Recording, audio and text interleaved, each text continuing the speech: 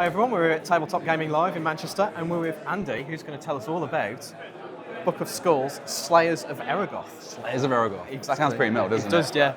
So you've been working on this for quite a while. Yeah, it's been about 3.5, 4 years now. It started off, you're making it in Excel. And then Really? it was like that for quite a long time. And then I was printing prototypes at home using like Nandeck and stuff like that. And then it's got out of control, to be honest. And now I'm here doing this. Yeah. Real power prototype. So, first of all, give us the plot. What's the aim of the game? So the aim of the game, it's a classic style dungeon crawler.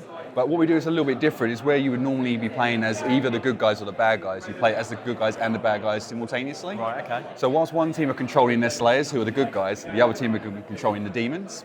And after their turn's finished, they switch. And that continues back and forth with the ultimate goal of getting to the end, defeating the final boss, saving the day. Excellent. Okay, so you've got a lot of lovely components here. So the board is modular, isn't it? It is, exactly, yeah. So in the full game, there's 10 modular maps, each representing a different region of Eragoth. And then what you can do with them is that because they have the same connecting points, is that you can play them in any order and in any quantity. So you could just do these two, you can play this one, and that one, and anything. You can do all 10 if you wanted to put aside a serious amount of time. Yeah. So do you want to give us a brief overview of how the gameplay works there? Yeah, sure. So what you'll be doing, whilst one team is controlling the Slayers, what they'll be doing at the start of their turn is grabbing event cards. You'll have an encounter and an action, and there's an array of different things that can happen there. Whilst you're in your turn, you can also end up in dungeons or in different overworld areas or castles or boss battles and lots of other good adventuring stuff. Yep. And then say once that turn's finished as the Slayers, we switch over and I'll be controlling the Slayers and doing the same thing. When you're in a dungeon crawler, bulk of the time is spent in some level of combat, and this is no different. In these areas where we have the different icons there, that's what represents the boss battles. Yeah. But once you're on the overworld, you'll be selecting demons at random, and demons are the bad guys. And how that's done is based on the summoning currency. Once you're controlling the Slayers, you're earning resources to summon demons for when it's your turn to control the demons. Right. So you've always got one eye, even when you're the good guys, when you're going to be the bad guys as well. And with the demons here, there's 120 in total, and 80 of them are picked at random.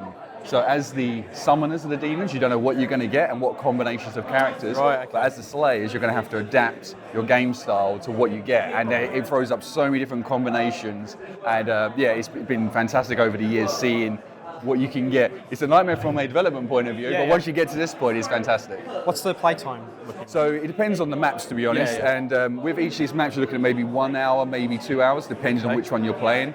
Some of the ones I haven't got displayed here are a little bit more simpler. With these, they're a little bit more heavier in terms of the winding paths and navigation as well. Okay, cool. So I know the plan is for you to put this on Kickstarter. I know you did it a few weeks ago, and you're having a bit of a rethink about that. So Yes. What lessons have you learned, and what are you going to change in the next? And to be honest, it's a case of just having a stronger mailing list and having that fan base there to start with. I've got all my suppliers lined up. It's a case of spreading the word and having people sign up to my mailing list now. Super. Okay. If people want to do that and find out more, where should they go? Sure, if you go to bookofskulls.co.uk, or if you look at all the social medias under Book of Skulls, you'll be able to find us there. Cool. I'll put links to everything in the video description. Andy, thanks very much. No, thanks Thanks for having everyone me. for watching, and we'll see you next time. Bye.